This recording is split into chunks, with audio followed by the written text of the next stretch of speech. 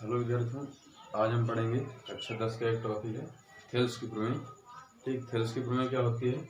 इसमें पेपर में आपको डायरेक्ट थेल्स की प्रमेय भी दे सकते हैं या इसको प्रमेय लिख के भी दे सकते हैं। तो प्रमेय चूंकि सदा सत्य रहने वाली बातें हैं, इसलिए इनको याद भी होना चाहिए। तो थेल्स की प्रमेय क्या होती है?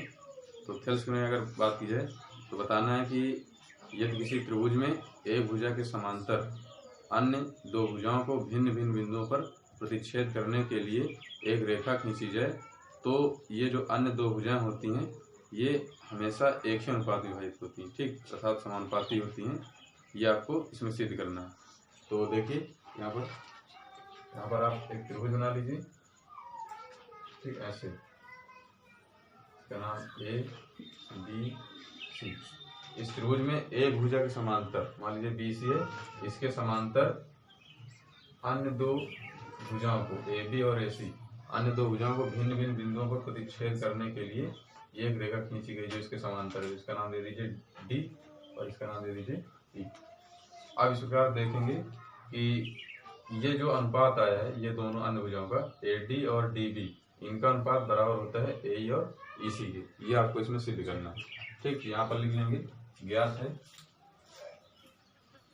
है त्रिभुज ए बी सी में बिंदु डी व ई क्रमशः भुजाओं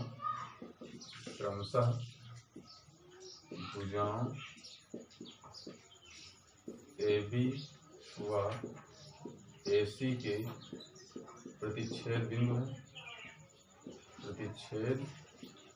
बिंदु हैं तथा इनको मिलाने वाली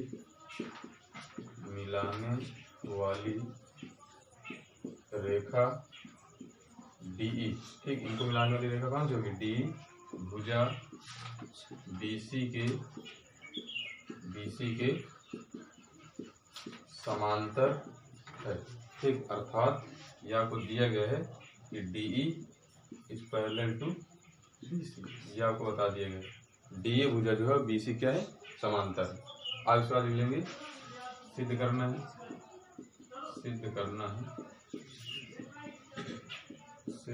है। ठीक, इनका अनुपात जो है A D upon D B equals to A E upon E C. ठीक, ये आपको सिद्ध करना है। ठीक, इसमें थोड़ा रचना भी करनी पड़ेगी। ठीक, रचना में आपको क्या करना है, यहाँ इस बिंदु को बी को ई से मिला देना है। ठीक, और रचना कर रहे हैं, बिल्कुल डॉटेड रखना है।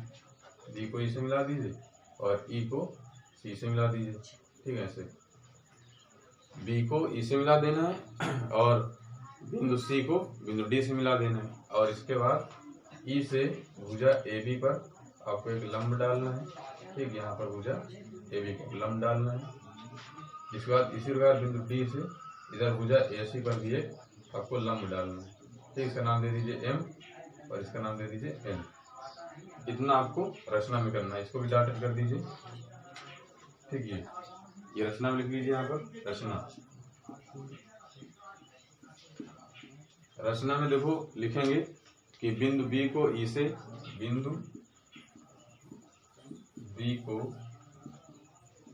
से तथा सी को डी से मिलाया। ठीक, मिलाया। बिंदु बी को ई से तथा सी को डी से मिलाया तथा बिंदु ई से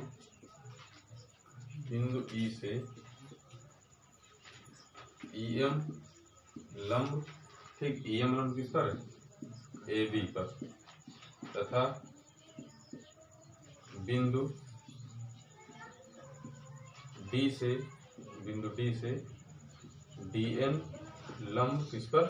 एसी पर नीचा। ठीक, इतना लिख लेंगे रचना में। अब देखो उत्पत्ति में क्या करना है, उत्पत्ति।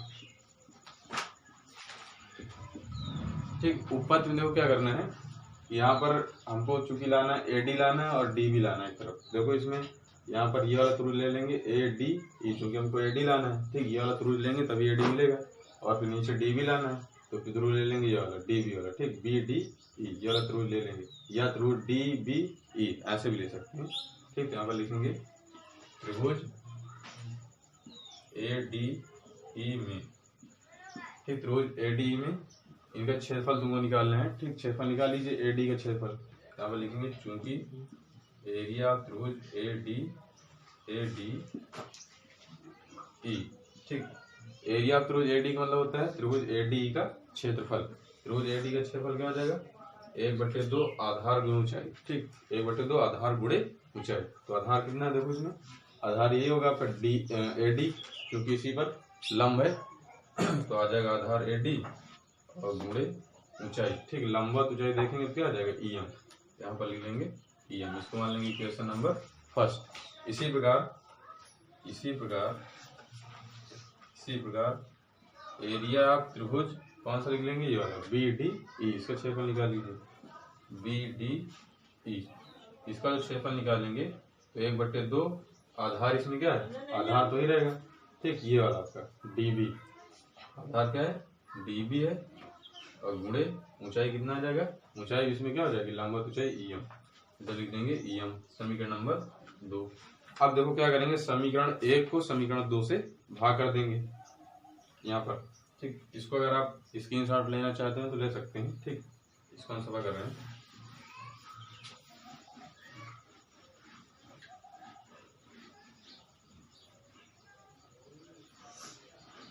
यहाँ देखिए दोनों को लिखेंगे समीकरण 1/2 से।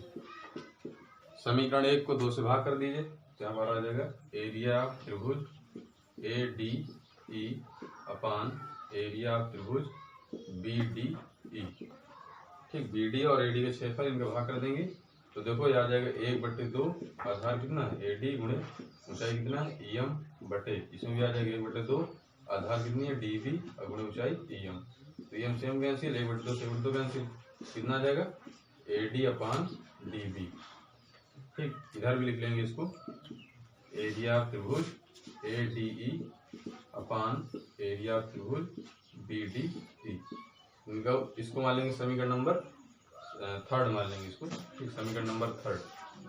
इसी प्रकार आपको क्या करना है दूसरे स्टेप में, ये वाला त्रिभुज ADE, ये वाला त्रिभुज ले लेना है, क्योंकि हमको A लाना है तो ये A लंब हो जाएगा, और इसके बाद फिर ये वाला त्रिभुज ले लेंगे, कौन सा DEC ले लो या CED ले लो, यहाँ पर लिखेंगे। इसी प्रकार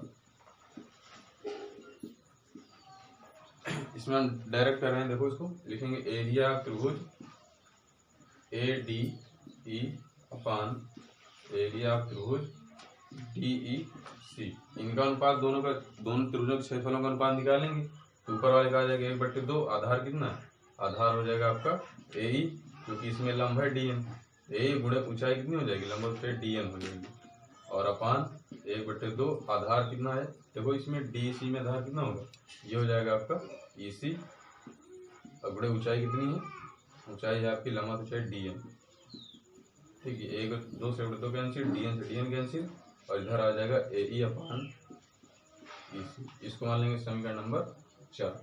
अब देखेंगे समीकरण 3 और 4 में, ठीक, देखो AD अपान DB आ गया, AD अपान DB आ गया, इसके बाद नीचे इधर आ गया A अपान EC आ गया, कितना तो मिल गया। अब किसी प्रकार से अगर इनको बराबर कर दें, ठीक, LCS को बराबर कर दें तो RCS क्या हो जाएंगे, बराबर हो जाएंगे। तो यहाँ पर लिखेंगे, देखो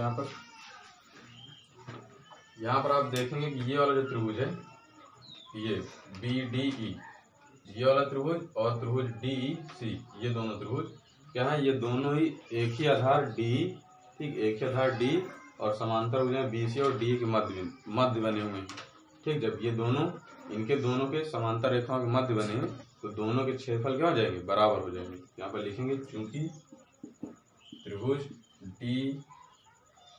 यहाँ पे लिखेंगे त्रिभुज कौन सा, BDE, ठीक, BDE व त्रिभुज DEC दोनों एक ही आधार एक ही आधार, दोनों एक ही आधार व समांतर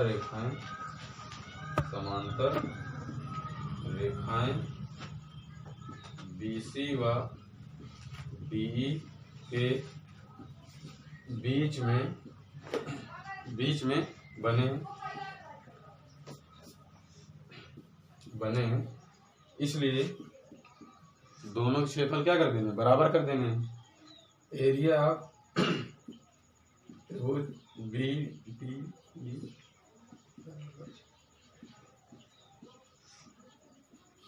दोनों के क्षेत्रफल क्या कर देने, बराबर कर देना। एरिया त्रिभुज BD बराबर हो जाएगा एरिया त्रिभुज DEC। अब देखेंगे कि यहाँ पर जो त्रिभुज लिखा हुआ है DEC, इसके स्थान पर क्या लिख देंगे, DEC के स्थान पर लिख देंगे BDE। लिखेंगे एरिया त्रिभुज BDE का मान समीकरण 4 में रखने पर, तो समीकरण 4 में रख दीजिए इसका मान। तो यहाँ पर देखेंगे जो BDE है, ठीक, ये DEC, जो DEC है इसका मान किसके बराबर है, BDE के बराबर, ठीक। याद काम करिए, यहाँ पर इसको समीकरण 3 भी दे सकते हैं, ठीक। समीकरण 3 में रख दीजिए। तो समीकरण 3 में जब BDE का मान रखेंगे ये वाला, तो कितना आ जाएगा देखो। इसलिए एरिया त्रिभुज ADE अपान एरिया त्रिभुज, देखो BD के स्थान पर कितना आ जाएगा, BD के स्थान पर आ जाएगा एरिया त्रिभुज DC बराबर, इधर से आ जाएगा AD अपान DB, ठीक, इतना आ जाएगा। अब इसको मान लेंगे समीकरण नंबर 5, ठीक। अब देखो समीकरण 4 और 5, ठीक। देखो समीकरण 4 और 5 में LHS बराबर है दोनों की, तो RCS भी क्या हो जाएंगे, बराबर हो जाएंगे। तो इधर लिख देंगे समीकरण 4 व 5 से, ठीक। समीकरण 4 और 5 की तुलना कर दीजिए, तो आ जाएगा AD अपान DB बराबर AE अपान EC, ठीक। ये हमको सिद्ध करना था, यहाँ पर लिख देंगे हेंस प्रूफ,